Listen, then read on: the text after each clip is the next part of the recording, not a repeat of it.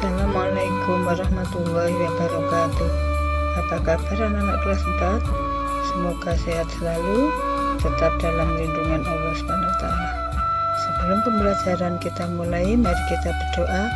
A'udzubillahi minasyaitonirrajim. Bismillahirrahmanirrahim. Raditu billahi rabba wa bil islami dina wa bi Muhammadin nabiyya wa rasula. Rabbi zidni ilma warzuqni fahma waj'alni min ibadika sholihin. Amin ya rabbal alamin. Sadaqallahul azim.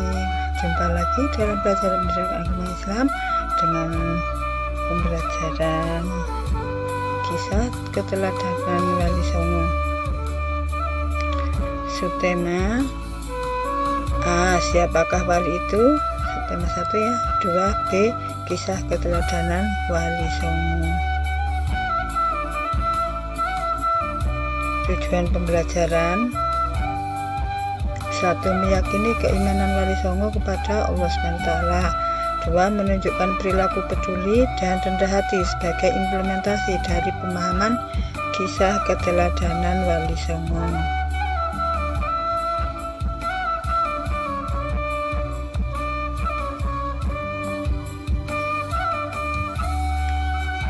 Siapakah Wali Songo itu? 1. Wali Allah di dunia ini banyak, hanya di Indonesia yang mempunyai sebutan Wali Songo, berarti 9 wali. Wali berarti kekasih Allah.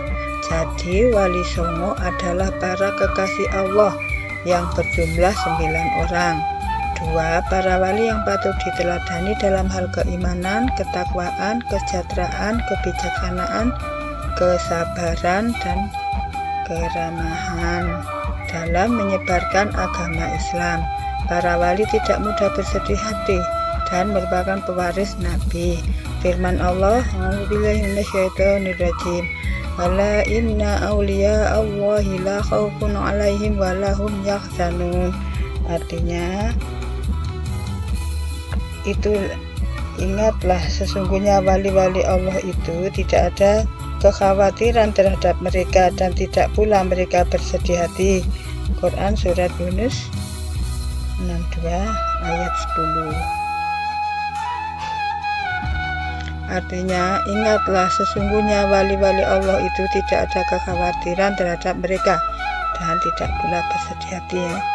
Quran Surat Yunus 62 ayat 10. Pesan Nabi Muhammad SAW dalam sabdanya, Al-ulama wa rasul anbiya.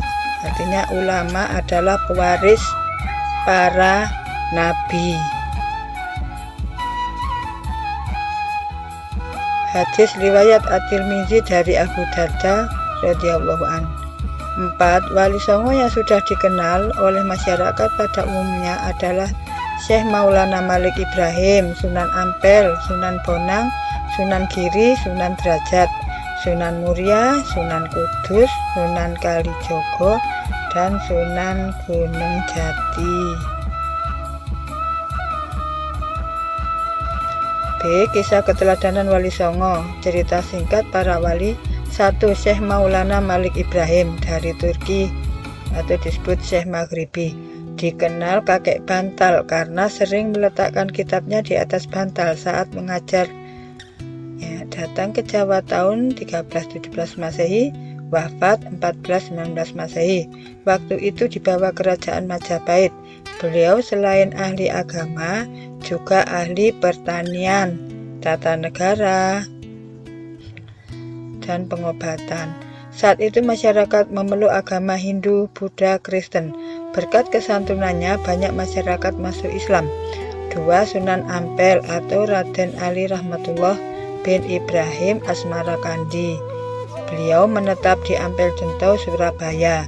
Murid beliau Sunan Giri, Sunan Bonang, Sunan Derajat, Sunan Kalijogo, dan Raden Patah. Beliau adalah pencetus kerajaan Islam dan mendirikan Masjid Demak dan istilah muhlimo, yaitu 1. Tidak mau judi, 2. Tidak mau mabuk, 3. Tidak mau menghisap candu, 4. Tidak mau mencuri, 5. Tidak mau berzina. 3. Sunan Bonang atau Makhdum Ibrahim, putra Sunan Ampel, sekaligus muridnya. Beliau dalam berdakwah sangat bijaksana, yaitu dengan menggunakan kesenian, memasukkan alat musik bonang dalam gamelan, sehingga dikenal dengan sebutan Sunan Bonang. Beliau pengubah suluk, mijil, dan tembang Tombo Ati. Beliau wafat pada tahun 1525 Masehi. Beliau dimakamkan di Tuban, Jawa Timur. 4. Sunan Derajat, putra Sunan Ampel, wafat tahun 1522 Masehi di Desa Derajat, Kecamatan Paciran, Lamongan, Jawa Timur. Keteladanannya ialah menekankan perilaku terpuji, kedermawanan dan kerja keras, dan peningkatan kemakmuran, tembang Macopat dan Pangkur sebagai ciptaannya. 5. Sunan Kudus atau Ja'far Shiddiq. Kisah keteladanannya banyak berdakwah di kalangan kaum penguasa dan kiai. Muridnya adalah Sunan Prawata, penguasa Demak, dan Arya Penangsang. Beliau sebagai penasehat Sultan Demak, wafat pada tahun 1550 Masehi di dekat Masjid Kudus. Peninggalannya adalah Menara Kudus, Jawa Tengah. 6. Sunan Giri atau Raden Paku, sepupu Sunan Ampel dan Sunan Giri, seperguruan dengan Sunan Bonang. Keteladanannya sangat berjasa dalam berdakwah sampai wilayah timur Indonesia, menjadi hakim dalam perkara Syekh Siti Jenar. Beliau mengubah lagu Jamuran, Jitungan, dan Delian. Wafat tahun 1506 Masehi. Dimakamkan di Gresik, Jawa Timur. 7. Sunan Kalijogo atau Raden Said. Beliau adalah murid Sunan Bonang. Keteladanannya berdakwah menggunakan kesenian dan kebudayaan seperti wayang kulit, tembang suluk, lir-ilir, gundul-gundul bacul, menciptakan baju takwa, beduk, grebek maulud, gong sekaten. Dimakamkan di Kadilangu, Demak, Jawa Tengah. Sunan Muria. Beliau putra Sunan Kalijogo, ipar dari Sunan Kudus, tinggal di Gunung Muria, utara kota Kudus. Berdakwah dengan kesenian, menciptakan sinom dan kinanti. Sasaran dakwah para pedagang, nelayan, pelaut, dan rakyat jelata. Wafat pada abad 16 Masehi, dimakamkan di puncak Gunung Muria. 9. Sunan Gunung Jati atau Fathaillah.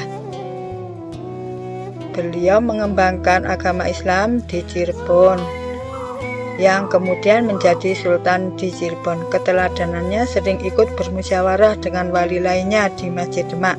Keberaniannya memproklamirkan diri sebagai sultan atau raja Cirebon, merdeka dari wilayah Pajajaran. Beliau wafat di Cirebon tahun 1558 Masehi. Nah, kesimpulan anak-anak. 1. Wali adalah pewaris Nabi. 2. Wali di Indonesia yang dikenal adalah Wali Songo.